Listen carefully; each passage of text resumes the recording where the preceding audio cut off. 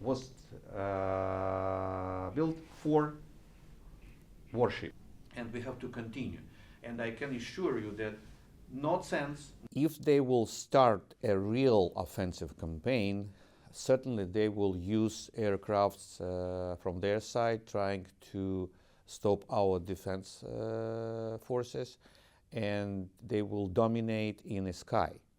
That means it's a real threat. That's why we need more sophisticated, more modern aircrafts to stop them, to defeat them, to deter them.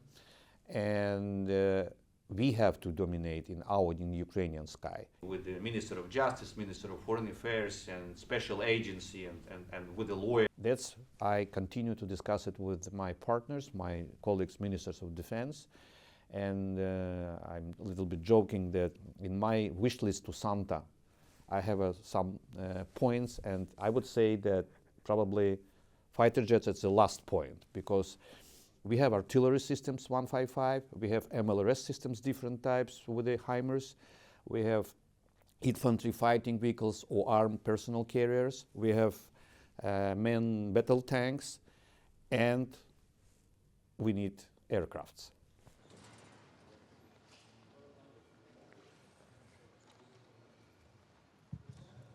What's that? You see? Fighter jets. From who do you expect to get it? From the sky.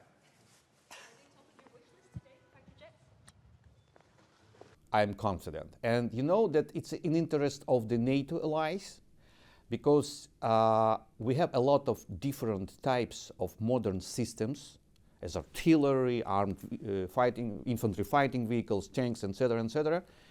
It means that it's a good level of interoperability between Ukrainian armed forces or defending forces and NATO allies. We became the member of NATO de facto. After this war, after our victory, we became the member of NATO de jure. I'm sure, I'm confident, because it's in the interest of NATO allies.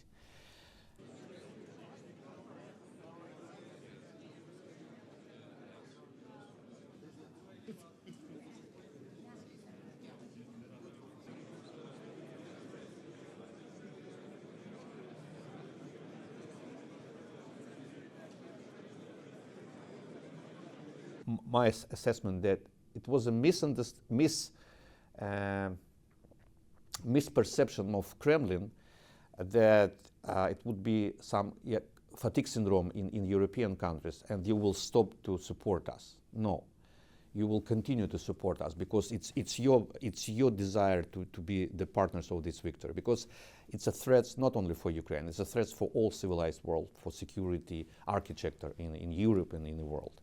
And it was a decision of my president. Okay, Oleksii, I was the vice prime minister.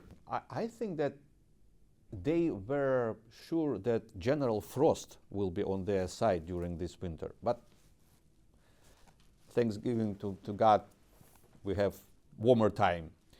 And they will continue push by wave, because they have no real striking formation, because they have a problem with weaponry also, because it's this war, it's a war of resources, and they are not endless, and we have partners behind us with their resources, with their industry, with their stocks. It helps us to defeat them, and we will prevail. From the different intrigue, etc., etc. Tell me what you need. I will try to deliver it. We'll believe in a new country, not in the Soviet. I was born in the Soviet. And I try to persuade my partners, my colleagues, that there are no any new levels of escalations, because it's a full-scale invasion in the world after the Second World War.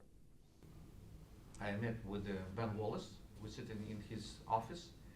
In this job? Yes, my president asked me to continue to be as Minister of Defense, but we discussed with him the idea for the next level of my life, because my background is a lawyer, and we discussed the idea how to open or to develop a legal battlefield against the Russians, because they have to be punished in an international court or international tribunal, and they have to pay for their